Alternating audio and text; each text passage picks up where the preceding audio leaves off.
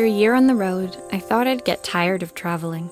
The endless clatter of railways, highways, and everything in between. But as my train pulled into the station at Bellariva, I felt every bit as excited as the first day of my journey. A whole year. It felt like a lifetime. The places I'd seen, the people I'd met, of course, the forgotten treasures I'd given a new lease of life along the way. I'm a restorer by trade. Bringing our most beloved possessions back to life is what I love to do. I'd been traveling for months, working my way from one town to the next, fixing everything from family heirlooms to VCRs. Bellariva was my chance to take a break. Unfortunately, that would have to wait until after I'd unpacked.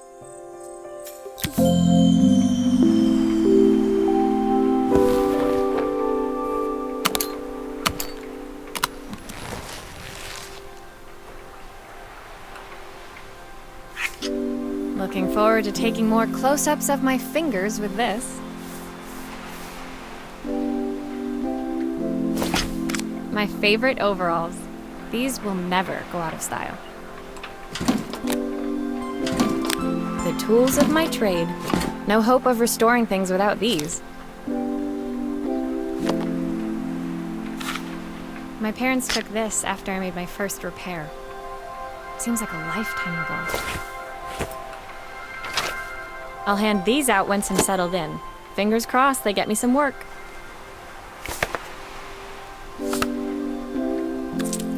I saw a guitarist wearing these at a show once. Rock and roll repair woman, at your service.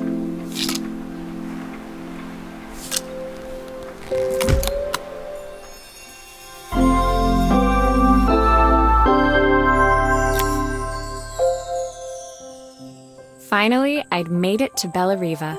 I'd come for the food festival, taking place in a few days' time. After living off TV dinners and instant ramen for the last few months, I was craving a decent meal. Of course, I'd need to earn enough money to pay for it, so I figured I'd head out the next day and find some work. My parents never wanted me to go. They wanted me to stay in their shop and have a simple, stationary life. I knew there was a world out there, beyond the four walls of our antique store, that I had to be a part of. I daydreamed constantly about the weird and wonderful places each of our antiques came from. I loved figuring out their stories, revealing the memories hidden beneath the screws and wires. My story in Bellariva began with a little girl, and a voice she was longing to hear.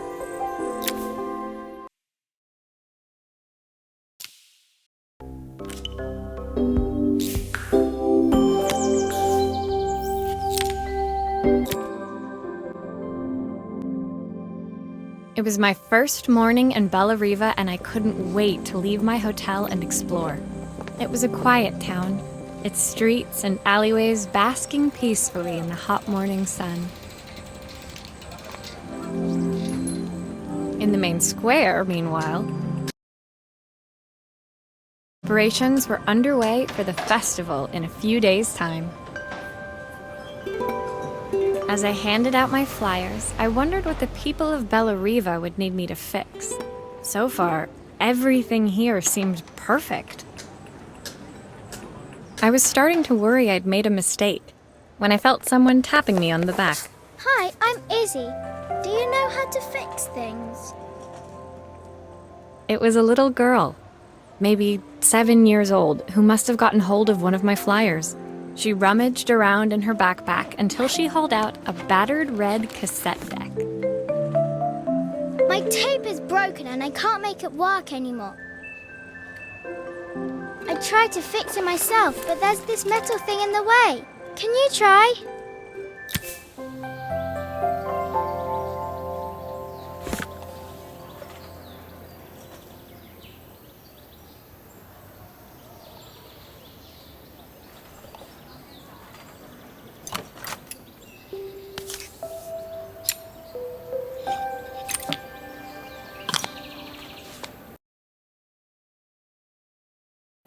Aha! Those batteries look like they need replacing.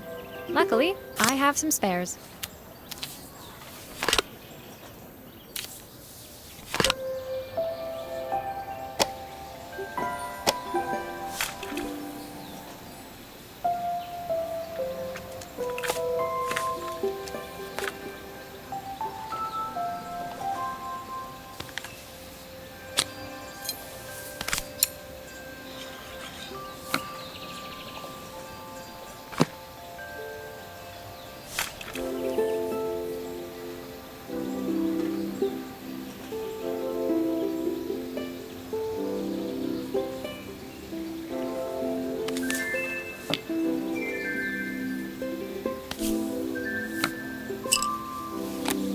Why did you do that?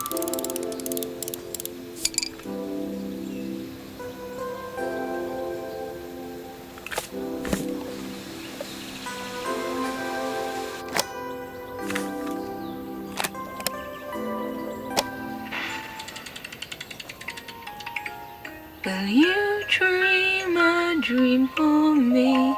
If I sit by your side and hold you so tight. When it finished, Izzy picked up the tape deck and tucked it carefully into her backpack. Thanks, Maria. You're the best person at fixing things ever. No problem. Who was that singing? They're very good. It's my mum. She's not here anymore. Izzy trailed off. It was the kind of silence a cassette tape would never be enough to fill. When Izzy's friends called for her, she dug deep into her pockets, looking for something to pay me with. Eventually, she produced a grand total of a stick of gum, 3 mismatched buttons, and a yo-yo. I usually preferred a check, but Izzy looked so serious, I wrote out a full receipt. She seemed like a happy kid, but beneath it all, part of her life had been shattered. A part I wouldn't be able to fix.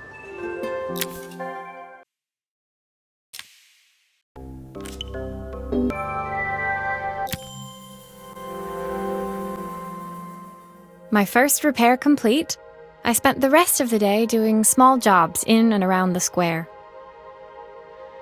I was exhausted when I got back to my hotel and found a message asking me to make one more visit. The address led me to a quaint little house, a stone's throw from the beach. Bathed in the evening light, it looked beautiful, in spite of its flaking paintwork and chipped tiles. The front door was opened by a harried-looking man, still dressed from a long day at the office. Are you Maria? My name's Joseph. I'm Isabel's father. I'm so sorry she bothered you this morning. Please, come in. I'd like to settle up properly. On the mantelpiece, I saw the remains of a broken statue. Without thinking, I picked up a fragment. Ah, my father's statue. What's left of it, at least. Yet another way I'd have disappointed him. It survived 100 years in this family. But 5 minutes with Isabel and... Do you think you can salvage it?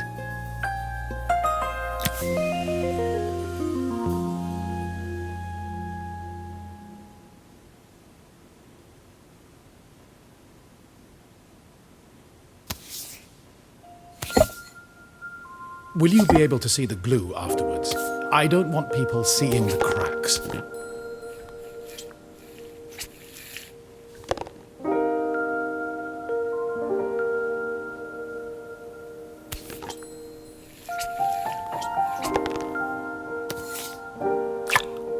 Sometimes I think my daughter should come with a warning label.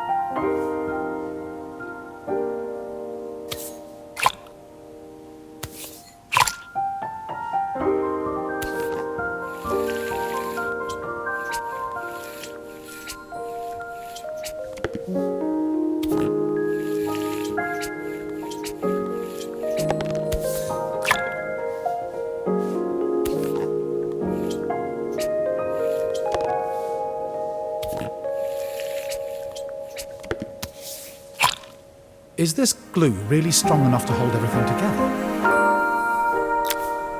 Thank you, Maria. It looks as perfect as it ever did. My father wanted me to make something of myself. He didn't have time for anything less. As Joseph put the statue back on the shelf, it nudged against the family portrait stood proudly next to it. So he was Bellariva's mayor. And that was Izzy's mom. They must both miss her so much. Sorry, I'm a little tired. I've been working late getting things sorted for the festival. There's only a few days to go. Looks like I'll be working late. Again? When I told my parents I wanted to leave, they always found an excuse to be busy, to avoid talking about it. I guess keeping themselves occupied was their way of pretending it wasn't happening. Joseph's work must have been taking up so much of his time. But maybe that was what he wanted. I just hoped he was finding enough time for Izzy, too.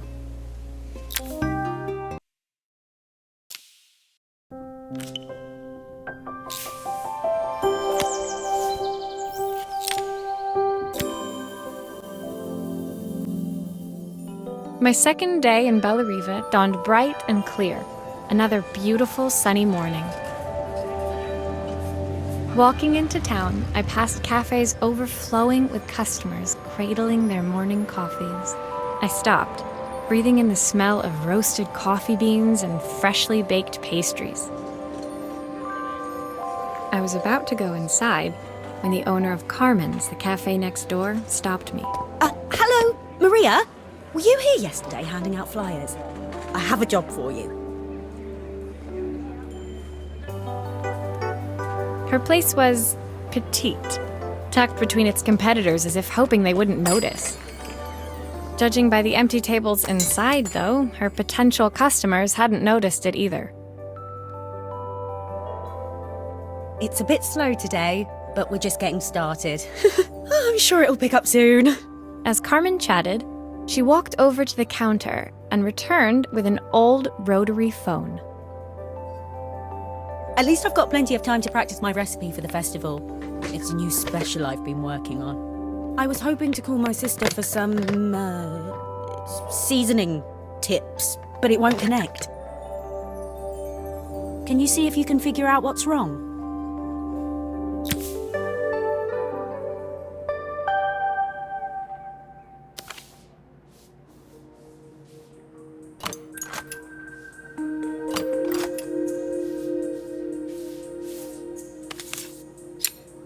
Obviously, we'd normally be much busier than this.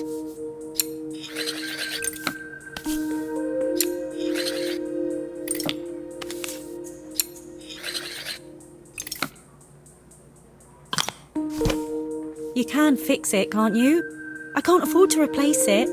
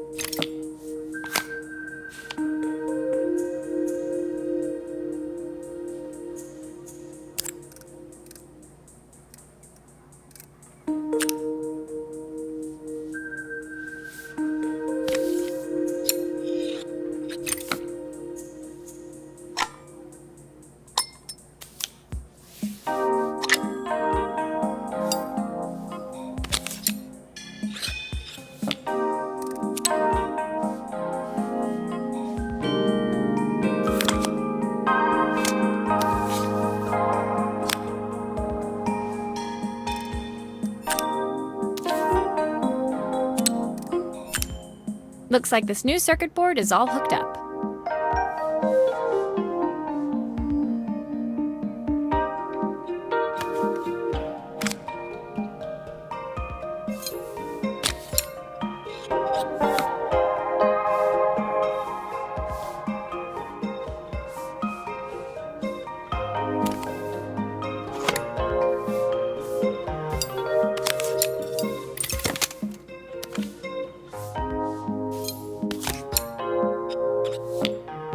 Looks like there's still a screw missing.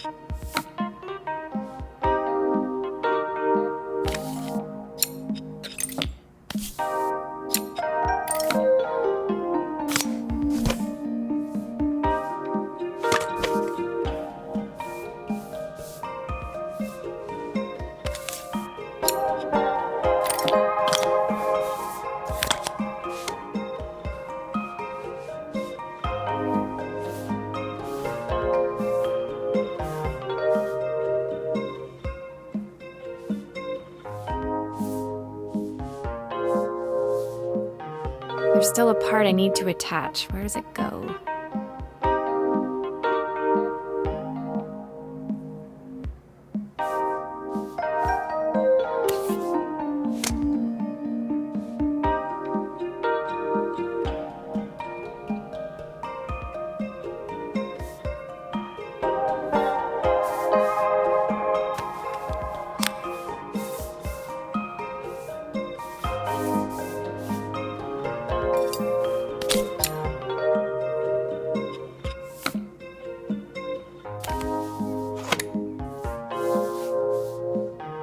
I should make sure I screw everything back together.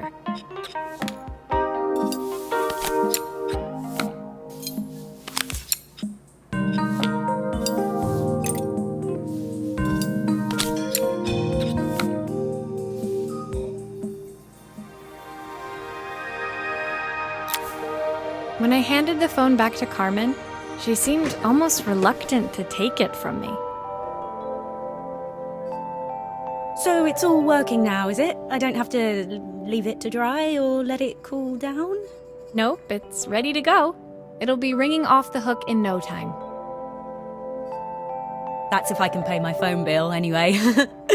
And the rent, and the suppliers. Anyway, take a seat and I'll be right with you. Your coffee's on the house. I sat at one of the empty tables, while at the counter, Carmen had started dialing the phone. Hello! How's my favourite sister doing today? As she talked, Carmen became more and more tense. This didn't seem like a call for some cooking advice. I know I still owe you from last time, but I can't afford to take part in the festival if I don't pay. I could almost feel the eye roll at the other end of the line. You don't need to be here, though. Can't you just put the check in the post? When the call ended, Carmen brought me my coffee, her hands trembling. Sorry about that. My sister's decided to fly in for a visit. Oh God, I have to get ready. Actually, I might have another job for you. Can you come by tomorrow?